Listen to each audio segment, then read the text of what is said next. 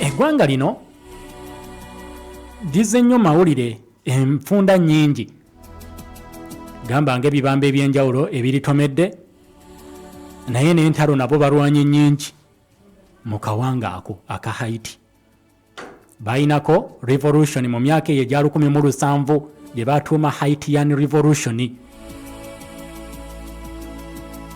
Haiti ng'ejjirira okubeera nti efuuka sovereign state mu Caribbean. In fact eggwanga eryasooka n'okufuna obwetwaze okubeera nti lyetwala mu kitundu ekyo. Kaakati ekiriyo embeera tenaba kubeera nti etereera. Kenya yasindikayo amagye rather abasirikale aba police okubeera nti bayambako erina coalition oba enteekateeka ey'okutaasa ejjezibizi lye basindikayo nga likulemberwa gavumenti y'eggwanga erya Kenya mu ndagaano gye basayininga n'eggwanga erya Haiti. UN n'ebakkiriza bagendeyo, naye n'abasirikale ba Kenya bafuniddeyo ebizibu ebiwerako mu kwagala okutaasa eggwanga lino erya Haiti. Mu mwaka gwali gwa 2020 ekibuga ekya Port-au-Prince ganga bwe zaatandika okulwanira ekitundu ekyo ne gavumenti, era ebitongole bya gavumenti bingi bafubye okulaba nti waakiri beekwasaganya okutaasa ekitundu ekyo bakinyweze baddemu bafuge ekibuga ekikulu. Wabula twagenda okuyingira mwaka ogwa 2023 nga ganga zino ze zikontrolinga ekibuga ekyo ekya Port-au-Prince eky'eggwanga erya Haiti nga bafuga ebitundu 9 ku buli 100. Gavumenti ku capital city ng'eyinako already ebitundu 10 byokka nga byesigaza mu 2023. Kati mu kwagala okutondawo embeera erwanyisa bamukwata mundu bana abatawaanya eggwanga eryo, gavumenti yakwatagana n'ekibinja ky'abavubuka kyoyinza okuyita Armed Vigilant Movement. Babeeko engeri gye bakubaganamu nti bw'oba onaakuba gganga oteekwa kutondawo naawe egganga egenda okuyambako. Ne batondawo gganga gye batuuma Bwakale ne babawa emontu batandika okulwanyisa gganga zino. Mu mwaka gwa 2023 United Nations Security Council yayisa resolution 2699 resolution 2699 ng'ewa Kenya obuyinza n'amawanga ag'enjawulo okubeera nti bakulemberamu kye bayita Multinational Security Support Mission in Haiti. Kitegeeza nti enebanga international police and military operation egenda okugenda maaso okuyambako UN Security Council yagitondawo nga 2 October 2023 bagende bayambeko ku ggwanga erya Haiti ng'ekibatuttayo si kulwana kiri awo wabula kugezaako ku restoringa law and order, emirembe n'obutebenkevu bibeerewo mu ggwanga eryo, amateeka gakole mu ggwanga lya Haiti. Oluvannyuma lw'embeera okubeera nti yatabuka, ganga violence yatandika 2018 naye neetaba nnyo mwaka gwa 2020.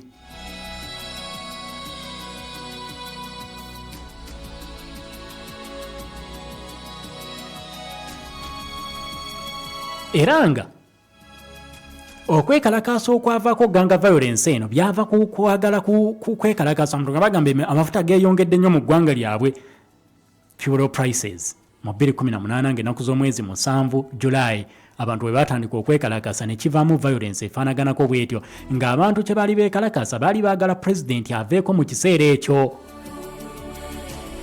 Pulezidenti Jovenel Moise ave ku bukulembeze bw'eggwanga erya Haiti, era ng'okwekalakasa okwo kwatandikibwa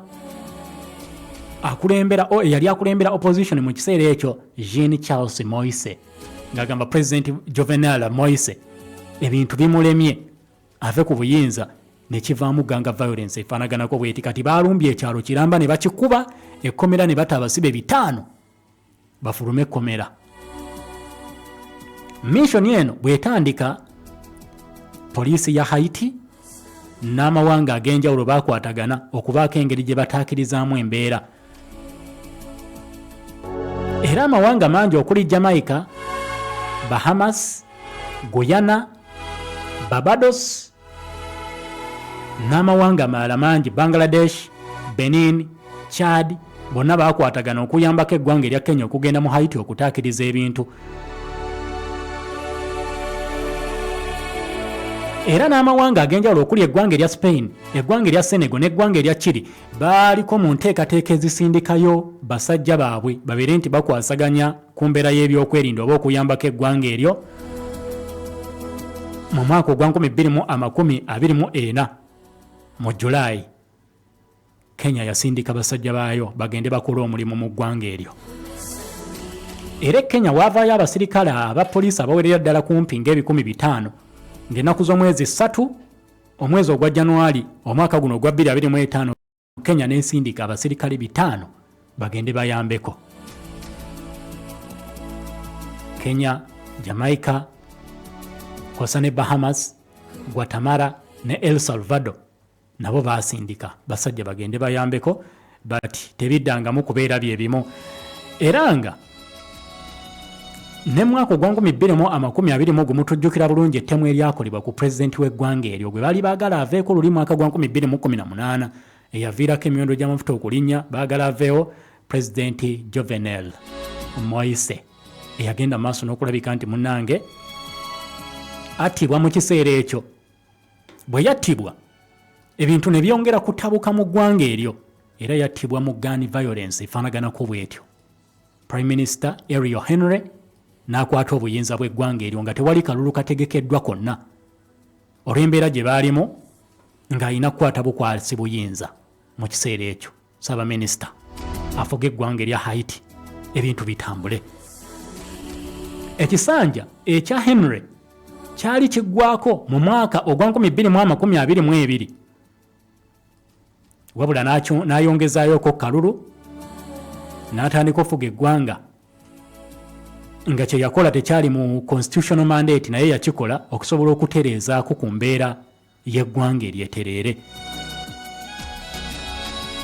Naye Haiti lyonga eggwanga bafiiriddwa abasirikale bangi nnyo nga bw'okiwulira mu nteekateeka efaanagana bw'etyo ey'abamukwatamundu okubeera nti beefuza ekibuga ekikulu n'ebitundu by'eggwanga eby'enjawulo okubeera nti babikutte.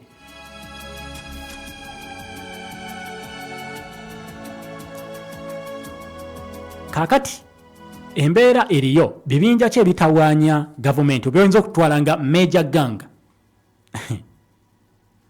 kubeera nti gavumenti ya ggwanga ddamba naye ng'etawaanyizibwa bamukwatamundu abeera mu yunifoomu olumu mu ngoye eza bulijjo. Waliyo be bayita Revolutionary Forces of G9 Family and Allies. Ekyo kibinja kyabamukwatamundu kiri mu ggwanga lya Haiti.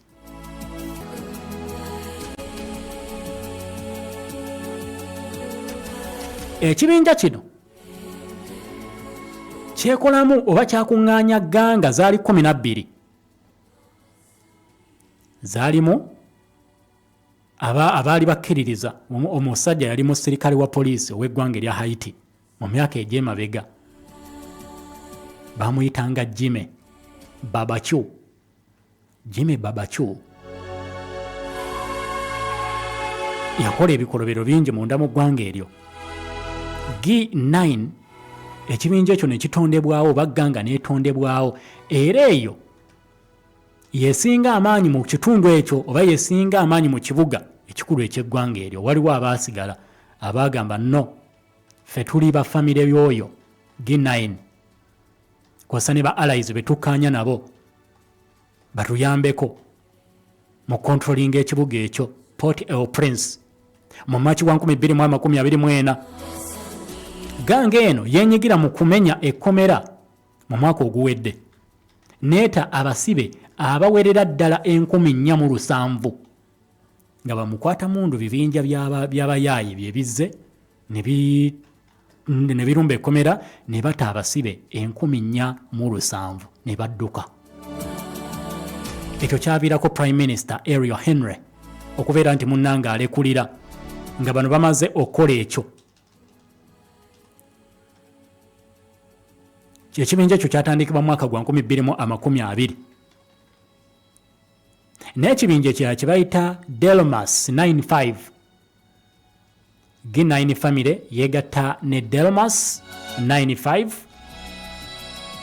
ne bagulawo G9 and allies.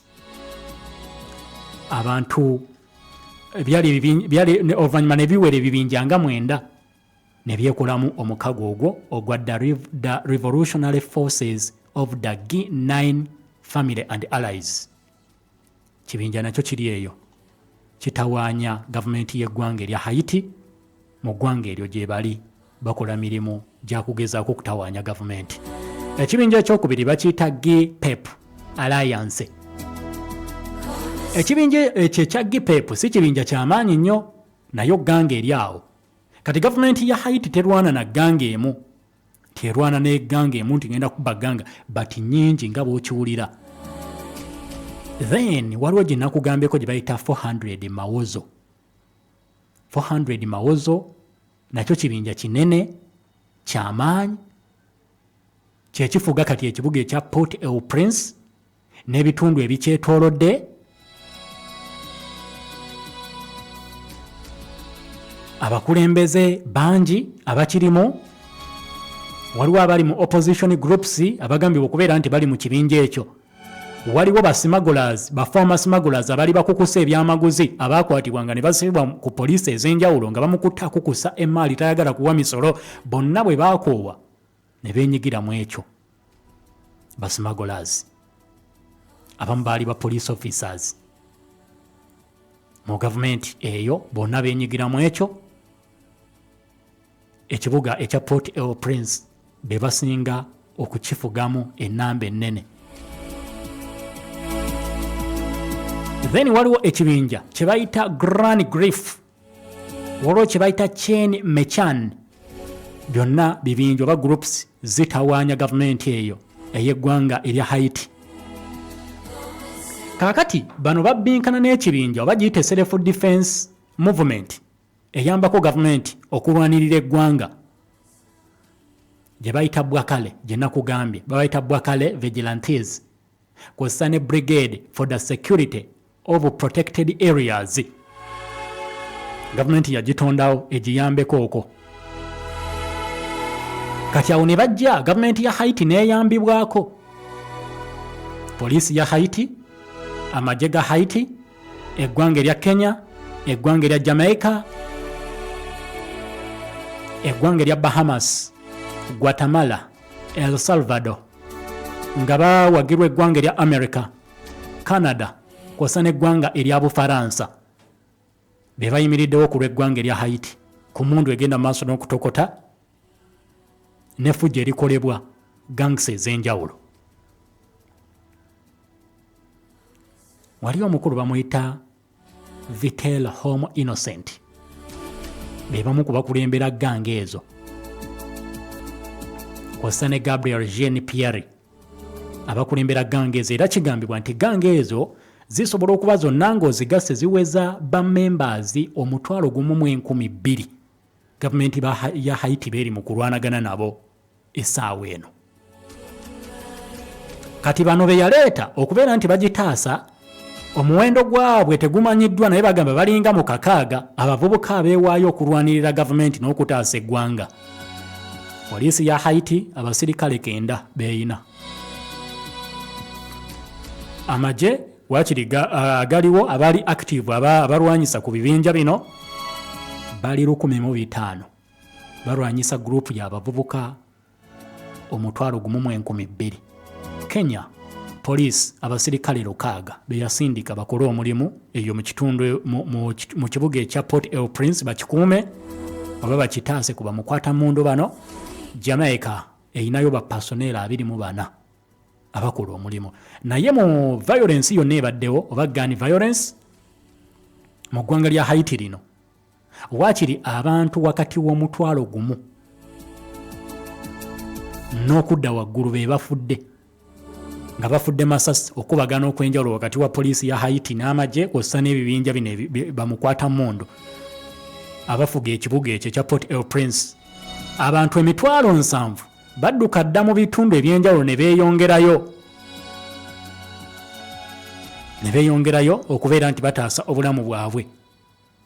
Kugambye violence yatandika 2018 mu kwekalakasa okwaliwo n'etaba nnyo mwaka gwa 2020 president n'alugenderamu mwaka gwa 2021 n'okutuusa essaawa ya leero eggwanga lya Haiti terinaba kubeera nti litereera ku saidi ya security. Balumbye ekkomera kugambya abasibe 5 bateereddwa. Gavumenti egamba ekitundu awalumbiddwa egenda maaso n'okubeera nti erwana bwezizingirire okubeera nti eyongera okukinyweza kidde emikono gyayo. Bamukwata mundu olwatadde abasibe ne bavaawo naye nga bagamba ekibinja kya 400 mawozo kyekyalumbye ne kita abasibe bano bonna bagende abamu bakyegatteko kiyinza okubeera nga kyekyabadde ekiruubirirwa ekikulu.